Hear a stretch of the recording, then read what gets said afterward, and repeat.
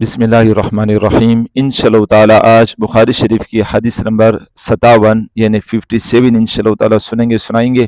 عمل کرنے کے نیت سے سن لیجیے گا. رمضان المبارک کا بابرکت مہینہ ہے. حضرت جناب نبی کریم صلی اللہ علیہ وسلم کی پیاری پیاری حدیث انشاءاللہ سنائیں گے عمل کریں گے تو یہ ہمارے لیے دنیا آخرت میں انشاءاللہ کامیابی اور نجات ہے. حدثنا مسدد قال حدثنا يحيى عن اسماعیل قال حدثني قیس بن ابی حازم عن جریر بن عبد اللہ بجلی قال. حضرت امام بخاری رحمۃ اللہ فرماتے ہیں کہ یہ حدیث مجھے مسدد نے بیان کی ہے. پھر وہ فرماتے ہیں کہ مجھے یہ حدیث یحییٰ عن اسماعیل نے سنائی ہے. پھر وہ فرماتے ہیں کہ یہ حدیث مجھے قیس بن ابی حازم نے پہنچائی ہے. پھر وہ فرماتے ہیں کہ حضرت جریر بن عبداللہ بجلی رضی اللہ تعالیٰ عنہ سے حدیث میں نے سنی ہے.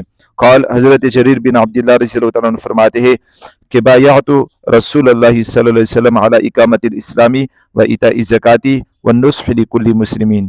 حضرت عبداللہ بن جریر رضی اللہ عنہ فرماتے ہیں کہ میں نے نبی کریم صلی اللہ علیہ وسلم پر بیعت کیا. میں نے آپ صلی اللہ علیہ وسلم کے ہاتھ پر بیعت کیا علی اقامت الصلاۃ نماز قائم کرنے پر، و ایتاء الزکاۃ زکوٰۃ ادا کرنے پر، والنصح لکل مسلمین ہر مسلمان کے ساتھ خیرخواہی کرنے پر.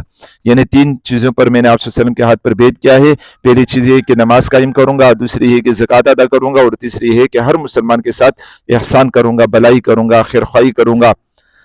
امام بخاری رحمۃ اللہ یہ حدیث یہاں پر لائی ہے کتاب الایمان میں، یہ بتانے کے لیے کہ دیکھو زکوٰۃ اور نماز اور مسلمان کے ساتھ خیرخواہی یہ بھی دیکھو ایمان میں داخل ہے. یعنی اگر کوئی آدمی یہ اعمال زیادہ کرتا رہے، اچھی طرح کرتا رہے تو اس کا ایمان بڑھتا رہتا ہے، اور اگر ان اعمال میں کوتاہی کرتا رہے گا تو اس کا ایمان کم ہوتا رہے گا. تو امام بخاری رحمۃ اللہ اس طرح حدیث کتاب الایمان میں اس وجہ سے لاتے ہیں کہ وہ یہ فرماتے ہیں، اور یہ احناف کا یہ عقیدہ بھی ہے کہ الایمان یزید و ینقص، کہ ایمان بڑھتا بھی ہے گڑتا بھی ہے.